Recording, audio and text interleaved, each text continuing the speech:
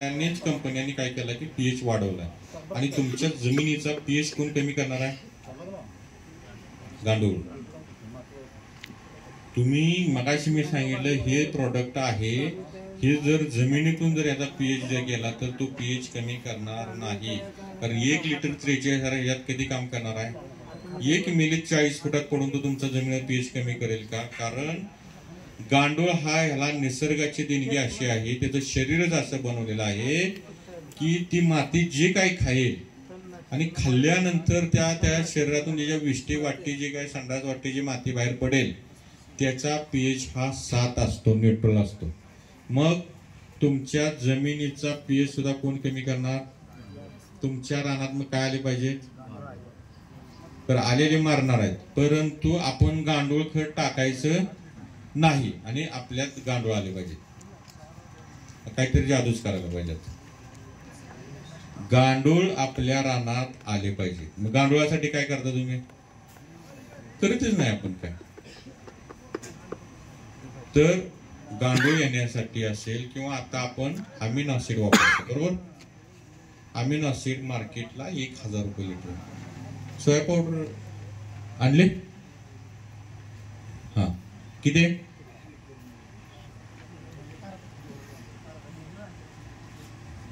अर्धा आहे काय?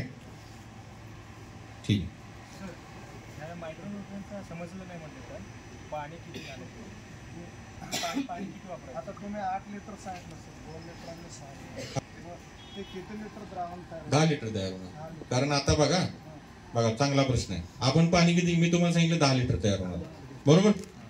आता 8 लिटर पाण्यात आपला फेरस किती वाढला? 750. झिंक किती? 2.25 किलो, म्हणजे 2500 ग्रॅम झाला, 2.5 किलो झाला, बरोबर? बोरॅक्स 300, 2800 ग्रॅम झाला. मॅंगनीज 300, 3100. मोरचूद 500, 3100 आणि 500 3600.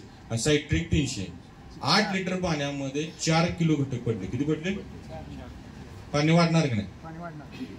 1-2 लिटर पाण्यात वर दगड टाकलं, पाणी वाढणार, बरोबर? 10 लिटर तयार होते. किती होते? तुम्हाला ते सगळं कॅल्क्युलेशन आहे ना, करून दिलेलं आहे, सगळं सोपं करून दिलेलं आहे. पाणी कमी घ्या आणि ज्यादा काय नाही, जेवढं सांगितलं तेवढं नुसतं केलं तर तुमचा 5 मिनिटात 10 मिनिटात कार्यक्रम होत जाणार आहे. लक्षात घ्या. काय होणार आहे? नाहीतर मग इकडे एवढं पाणी घेऊ का? आता आमच्यात बघा 8 लिटर पाण्यात किती टाकणार आहे तुम्ही? 4 किलो टाकणार आहे. किती टाकणार आहे? बघा ना, तुम्ही किती प्युअर टाकलं मटेरियल. लक्षात घ्या. किती टाकलं? पण तुमच्या हाताने सगळं टाकलं. काय टाकलं? हे तुमच्या हाताने तुम्ही टाकलं. आता आपण जाणार आहे आणि काही शंकायच्या साहेब, ही फवारा झालं तर प्रमाण कसं की 1 लिटरला किती? एकराला 1 लिटर फवारायचं. एकराला 40 रुपये. किती? किती पाण्यात टाकायचं? 10 लिटर साठी ते चार्ट केलाय. हो, चार्ट केलाय तो. 10 लिटर मध्ये 1 लिटर. लक्षात घ्या. 10 लिटर एका बॅरल मध्ये 1 लिटर. पण पाणी घेताना ते कमी घ्यायचं. जे आपण युट्यूबचा व्हिडिओ. सर, माझा प्रश्न असा, लिटरला ही किती मिली वापरायचं? 5 मिली. लिटरला फवारणीला 5 मिली वापरा. ड्रिप न सोडायचं म्हटलं तर 5 लिटर. आता काय अडचण नाही ना? 200 रुपये खर्च करायला काय अडचण आहे का? 200 रुपये. 200 रुपये पाका. एकरी एक असे 1 लिटर जर फवारला किती रुपये खर्च आहे? 40 रुपये खर्च आहे. किती? ट्रायल करा तुम्ही. 10-12 फवारण्या करा तुम्ही. 4 दिवसांनी 8 दिवसांनी तुमचा ऊस बघायचा. 2 महिने 3 महिने तुम्हाला नाद लागेल. बाकीचं जे नाद सगळे सुटतील, तो नाद लागेल. काय लागेल? तुम्ही काय दुसरं नाद नाही म्हणत. तुम्ही कुठे काय असेल काय बारवर वगैरे कोण जाणार नाही. इकडे आपला नाद लागला, आपल्याला शेतीचा नाद लागेल. काय लागेल? आपला हसत खेळत पुढे सारखं. काय करायचं? 25-30 कांड्याचा ऊस आहे. अजून कारखान्याला जायला 2-3 महिना अवकाश आहे. त्यात आता सोडलं तर चालतंय का? ही ड्रिप? हो. सगळ्यात महत्वाचं आहे हे येणार नाही. आणि इथून पुढे साखर कारखानदार आता राहिलेले नाही, ते हुशार झालेले आहेत. कारण तुम्ही कधी पण ऊस तोडणार. आता लावले 6 महिन्याचा 7 महिन्याचा रिकव्हरी बघून ऊस घ्यायला लागले. काय लागले? ती त्यांना जर परवडत असेल तरच ती घेणार. असा नाही की 6 महिन्याचा लगेच काफी केलाय, जातोय माझी ओळख आहे वगैरे. कारण काय रिकव्हरी असेल तर रिकव्हरी ज्याच्या ऊसाला असेल त्यांनाच तुमचे ऊस लवकर जाणार. तर अमीनो ऍसिड रिकव्हरी पण वाढवणार. जेणे सर अमीनो ऍसिड आपलं वापरलेलं आहे, लिहून ठेवायचं. 1-1.5 रिकव्हरी वाढलेली असणार त्यांची तुमची तिथे. 1% रिकव्हरी वाढलेली असेल. मी चॅलेंज देतो, 1%, 2% रिकव्हरी वाढेल अमिनो ऍसिड ज्यांनी 100 लिटर वापर. अमिनो ऍसिडचा मार्केटला रेट आहे 1000 रुपये लिटर. किती? तुम्हाला 40 रुपयात शिकवणार. त्याच क्वालिटीज कुठलंही टॉनिक जगातलं अमिनो ऍसिड शिवाय तयार होत नाही. अमिनो ऍसिड म्हणजे काय बघा, तुम्ही आणतो फुलविक, विमिक, अमिनो, फुलविक, सीवेड वगैरे असं आणतो, बरोबर. एकत्र आपण काम करतो. अमिनो ऍसिड काय? आता तुम्ही हे झाडाला सगळे घटक दिले, नत्र, स्फोरक, पालास, कॅल्शियम, मॅग्नेशियम, गंधक, केरळ, झिंक, कॉपर, मॅंगनीज, बोरा, सगळं घटक दिलं आपण, बरोबर. तुमचं अन्न तुम्हाला लागणार, तुम्हाला अन्न म्हणजे आपल्याला शक्ती आहे लागणार. आपण कोणाकडून घेतोय? आपल्याला लागणार प्रोटीन्स किंवा आपल्याला लागणार आपण कोणाकडून घेतोय? वनस्पतीकडून. जो शाकाहारी माणूस आहे तो वनस्पतीकडून, जो मिश्राहारी आहे. बरं, तुम्ही सुद्धा प्राण्याकडून घेताच का? दूध घेताय म्हणजे आपण कोणाकडून घेतोय? दूध घेतो ना आपण. आपल्याला लागणार वांगे, भाजी वगैरे जे काय असेल, भाकरी, चपाती कुठून घेतोय? वनस्पतीकडून घेतोय. दुसरं दूध कोणाकडून घेतोय? प्राणी. मालकरी माणूस आहे दूध घेतो. बाकीचा असेल तो खाटकुट मधला देव काय जे मिश्रण ते प्राण्याकडून घेतो. म्हणजे त्याला लागणारी जे काही शक्ती, जे काही भोजन आहे ते कोणाकडून घेतोय? प्राण्याकडून घेतोय. प्राणी कोणाकडून घेत आहेत? ते वनस्पतीकडून. चाल, मग वनस्पती कोणाकडून घेते अन्न तयार करते?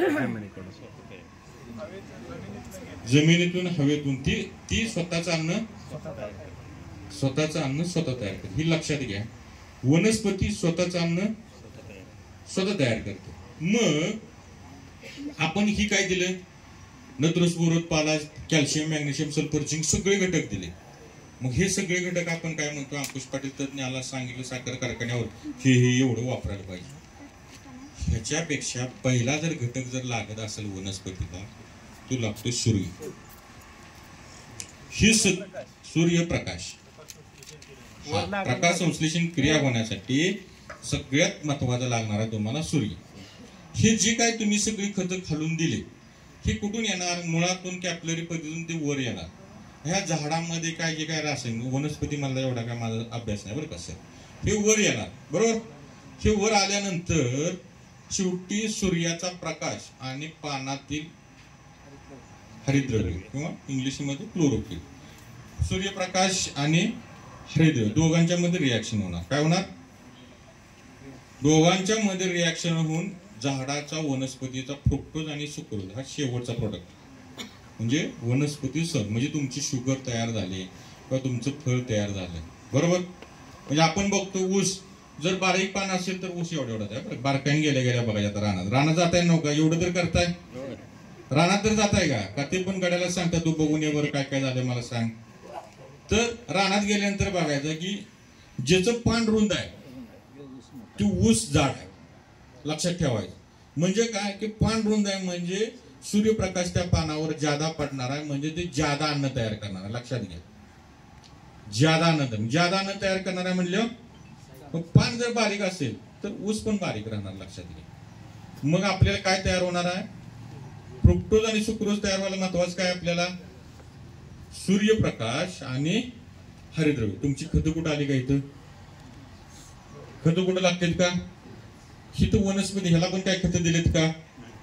हे पण तयार होतेच ना. ह्याची ऑटोमॅटिक क्रिया चालू आहे. ह्याची पण क्रिया सगळी चालूच आहे ना.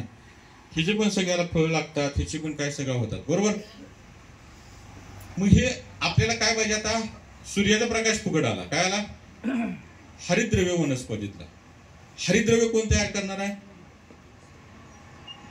हरितद्रव्य कोण तयार करणार आहे माहित आहे कोणाला? वनस्पतीच तयार करणार आहे. पण ही खतं दिलेली काम करणार आहे का तिथं? ह्या सगळ्यांच्या अगोदर हे सगळं झाल्यानंतर हरितद्रव्य कोण तयार करतं की अमिनो ऍसिड तयार होतं पहिल्यांदा. आणि अमिनो ऍसिड हरितद्रव्य तयार, म्हणजे हे खतामधलं रूपांतर कशात होणार आहे? शेवटी अमिनो ऍसिड मध्ये. अमिनो ऍसिड मधून हरितद्रव्य, हरितद्रव्यामधून सूर्याचा प्रकाश आणि हरितद्रव्यामध्ये रिॲक्शन होणार. बघा सांगडी कशी घालायला लागते आपल्याला. मग अमिनो ऍसिड किती फायद्याचं आहे? आपण डायरेक्टच अमिनो ऍसिड दिलं तर रिझल्ट येणार की नाही? शेवट इथे सगळं करणार आहे मग डायरेक्टच दिले ना, सलाईनच दिले आपण, रिझल्ट येणार. अमिनो ऍसिड मग डायरेक्टच रिझल्ट. मग 1000 रुपये लिटर आहे. द्राक्ष बागायदार असेल, भाजीपालावाले सगळे वापरतात. आपल्याला काय म्हणतो एवढं बाबा नको आपल्याला 1000 रुपये लिटर. 3 जूनला पुणे कृषी आयुक्तालयामध्ये बैठक झाली.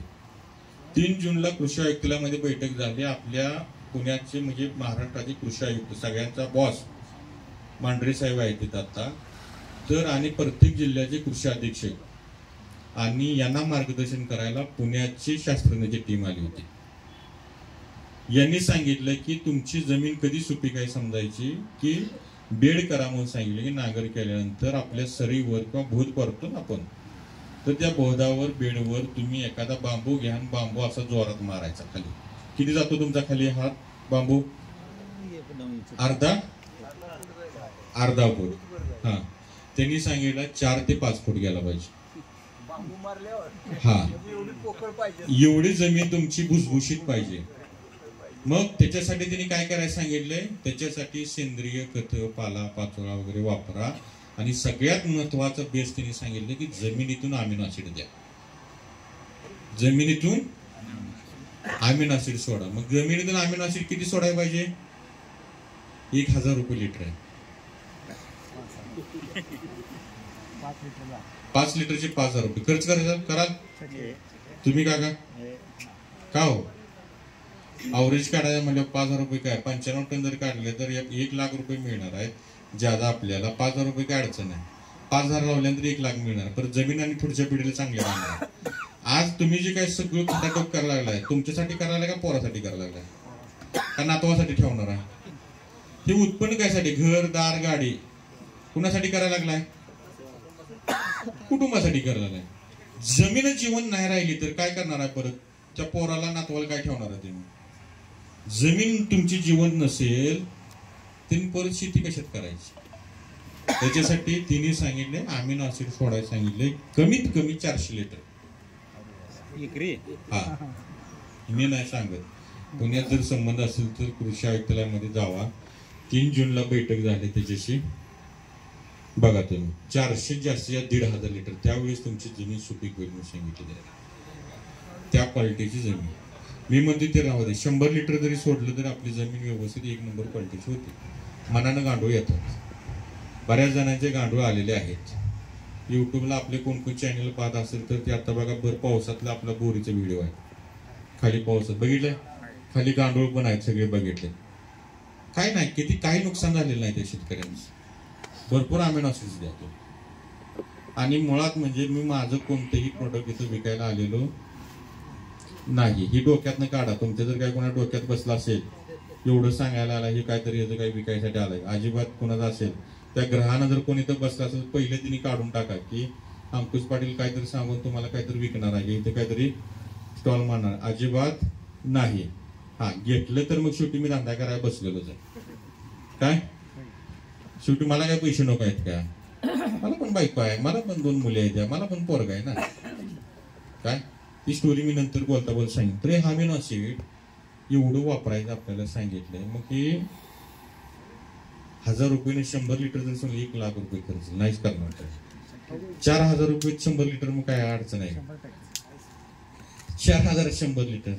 बरं अमिनो ऍसिड दुकानावर आणलंय कुणी मला सांगा बरोबर. बघितले का अमिनो ऍसिड तुम्ही? अमिनो ऍसिड खरोखर तुम्ही दुकानात आणून बघितले? कारण त्या क्वालिटीचा का बनते का बघायचं आपल्याला. काय बघायचं? ते अर्धा किलो वाटत नाही हो. ती किती आहे अगोदर? 250 ग्राम आहे. किती आहे वजन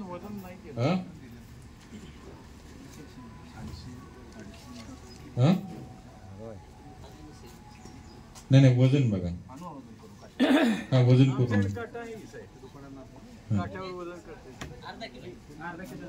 बघा बरं वजन अर्धा. हे 250 ग्रॅम आपला हे नाही दोन्हीला. हा, आता अमिनो ऍसिड म्हणजे काय? वजन करून ना बरोबर पटकन. अमिनो ऍसिड म्हणजे काय? Protein hydrolysis. बघा त्या बॉटलवर वाचत नाही आपण. काय करत नाही? बॉटलवर लिहिले असते बघा. अमिनो ऍसिड म्हणजे प्रोटीन हायड्रोलिसिस. आता 2 शब्द आहेत. किती आहे ते आता सरांच्या लक्षात येणार. प्रोटीन म्हणजे प्रोटीन घ्यायचं आपण. आपल्याला लागणारं प्रोटीन कशातून घेतो आपण? प्रोटीन म्हणजे इंग्लिश शब्द आहे. त्याला मराठीत आपण प्रथिन म्हणतो. काय म्हणतो? आपल्याला सगळ्यात जास्त ही आपल्याला एनर्जी यायला वगैरे आपण काय करतो, डाळी खातो ना, डाळी वगैरे आपण करतो, हा प्रोटीन्स मिळतात आपल्याला. मग आपल्याला स्वस्त प्रोटीन घ्या. हे प्रोटीन आलं लक्षात. आता प्रोटीन काय करायचं आहे, हायड्रोलिसिस म्हणले. काय म्हणले, हायड्रोलिसिस म्हणजे काय, हा हायड्रोलिसिस म्हणजे काय बघा. हायड्रोलिसिस, हायड्रो म्हणजे पाणी. बघा किती सोपं आहे बघा. हे प्रोटीन, हायड्रो पाणी, प्रोटीन पाणी, लिसिस पाण्यात विरघळेल. किती सोपं आहे मला सांगा. पहिलं तर प्रोटीन हायड्रोलिसिस मध्ये तुम्हाला कसं वाटत होतं. आता बघा, पाण्यात विरघळलेलं प्रोटीन, पाण्यात विरघळलेलं प्रोटीन म्हणजे अमिनो ऍसिड. आता काय करायचं आहे, पाण्यात प्रोटीन विरघळलं म्हणजे तुमचं अमिनो ऍसिड तयार झालं. मग हे पाण्यात प्रोटीन विरघळत असेल मग काय करावं लागेल. तर प्रोटीन आता कशातून घ्यायचं आपल्याला, प्रोटीन आपल्याला कशातून घेणार. तुम्ही बऱ्यापैकी सोयाबीनचे पीठ करून तुम्ही काय केलं, भिजत घालून गुळ वगैरे घेतलेलं, बरोबर. हा प्रोटीन मिळणार आपल्याला. पण सगळ्यात जास्त कोणत्यात मिळते ती घ्यायला पाहिजे. बघा सगळ्यात जास्त सोयाबीन मध्ये आहे, तुमच्या शेंगदाण्यामध्ये आहे. मग आपल्याला काय मशीन आहे काय, हा मग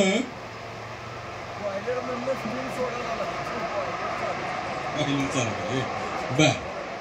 हा तर हे विषय आपल्याला काय करायचं आहे, तूप काढायचं आहे. काय करायचं आहे, तूप करायला काय करता तुम्ही,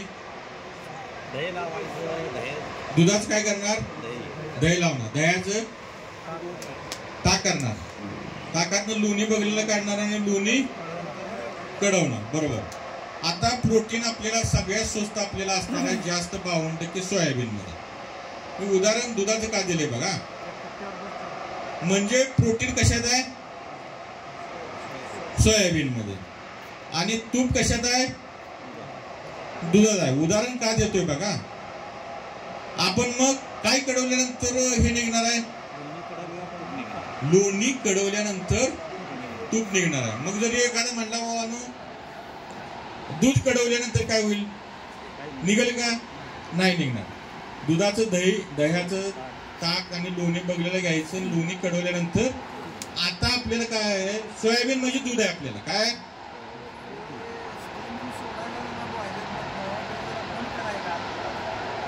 ते हे काय आपल्याला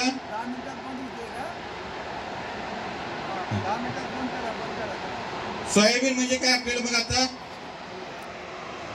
दूध आहे, कंपनीने काय केलं, तेल काढून घेतलं. काय घेतलं, मग काय राहिला, चोथा बुसकाट, बरोबर आहे. मग ते बुसकाट काय केलं, माझ्यासारख्या काय हुशार माणसांनी काय केलं, याला शुद्ध केलं आणि त्याच्या गोळ्या गोळ्या केल्या. काय केल्या, आणि तुम्हाला खायला विकल्या. काय केले, खाता की नाही, सोयाबीन सांडगं किंवा हॉटेलमध्ये सोयाबीनची भाजी खाता की नाही. हा बरोबर, त्यांच्या लक्षात आलं. म्हणजे ते आपल्याला काय, त्याच्यामध्ये आहे ते 52% शुद्ध प्रोटीन आहे, खाण्यासाठी आपल्याला योग्य असणार. काय किलो स्वस्त आहे नाही, 80 रुपये किलो आहे. किती,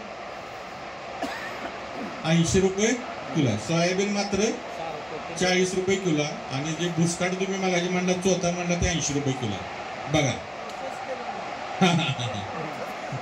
लक्षात घ्या. मग बघा तिने प्रोसेस केल्यावर पैसे, मग तुम्ही सुद्धा आता प्रोसेस करायची. आणि तुम्ही काय आळशी आहे आपली, आळस आजपासून थोडासा 1 तास 2 तास सोडून द्यायचं. काय करायचं, सगळे होते. मग आपल्याला लोणी कडवल्यानंतर तूप निघणार आहे. मग आता आपल्याला काय करावं लागेल, सोयाबीनची वडी, काय म्हणता तुम्ही, सोयाबीनचा सांडगा, काही ठिकाणी सोयाबीनची वडी, काही ठिकाणी गोवा लोकांचं मटण किंवा शाकाहारी मटण प्रत्येक किराणा दुकानामध्ये मिळतो. काय मिळते, मग आम्ही काय सांगितलं तुम्हाला, कारण ही केमिस्ट्री आहे. तुम्ही लपवून ह्यात काय चालणार नाही, कारण ते प्रोडक्ट तयार होणार नाही. कारण एवढ्या माणसात परत मला ही लोक आणतील की का,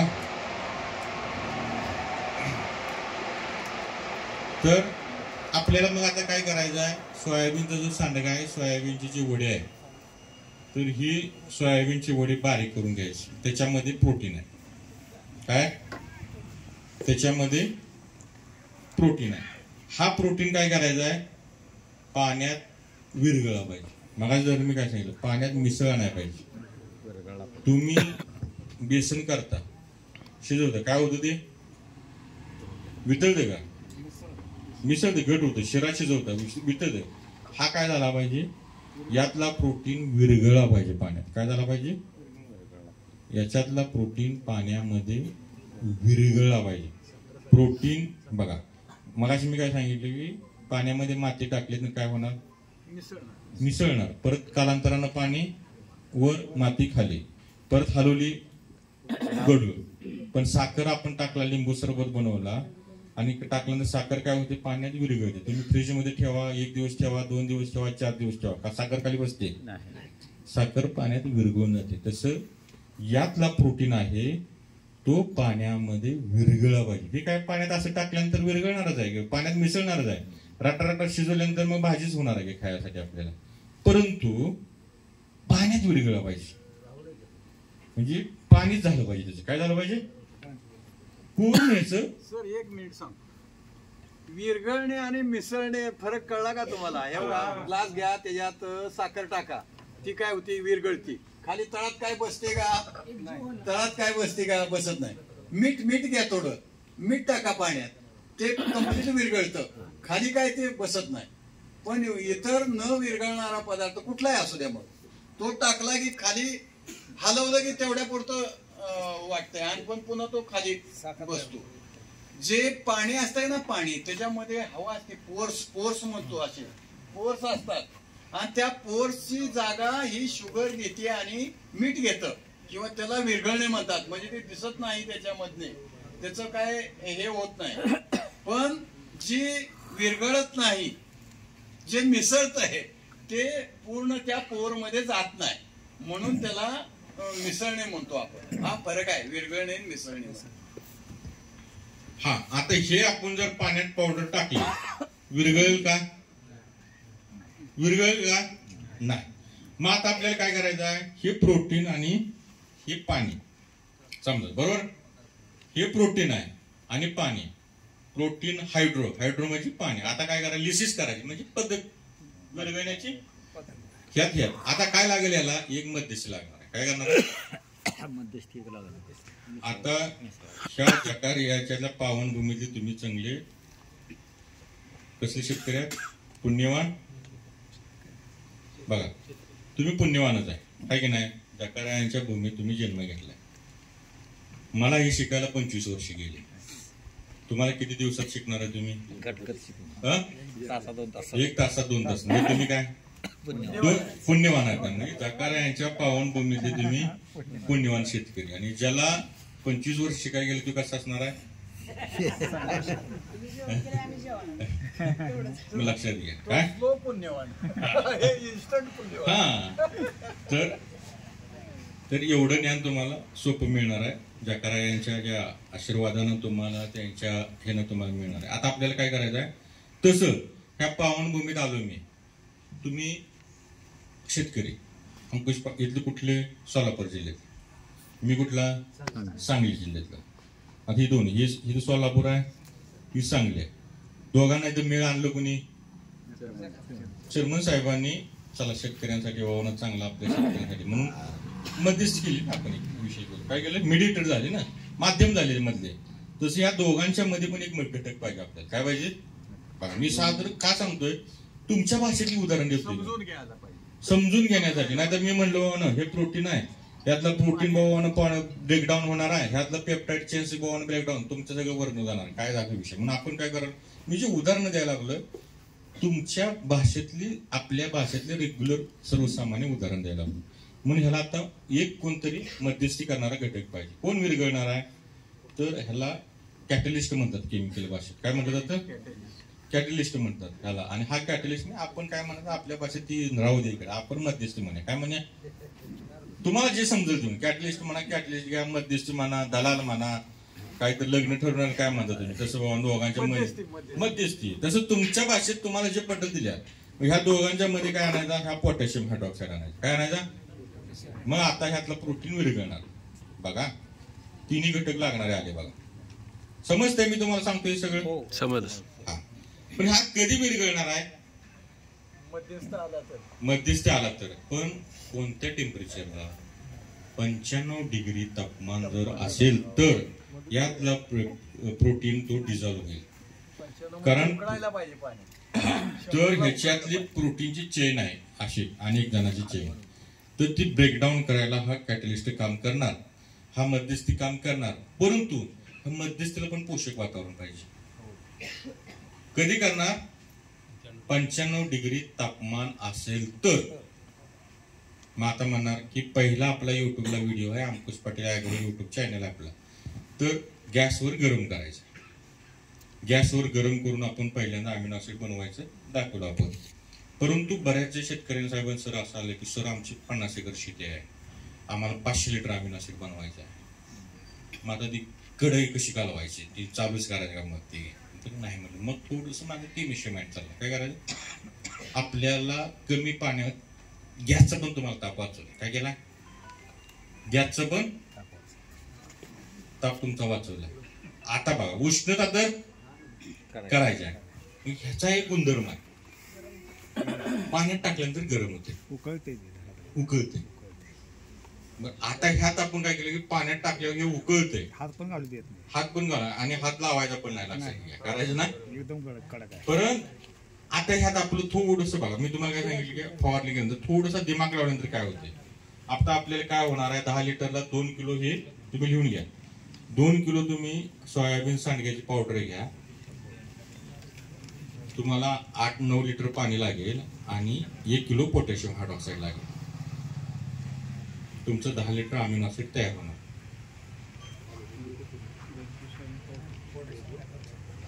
एक किलो यूपीव्हीसी पाईप पगळतोय ना सोया पावडर. यूपीव्हीसी पाईप टाकला तर पगळतोय तो पाईप, इतकं हे होतं. सोया पावडर किती? 2 किलो. 2 kilo 10 litre.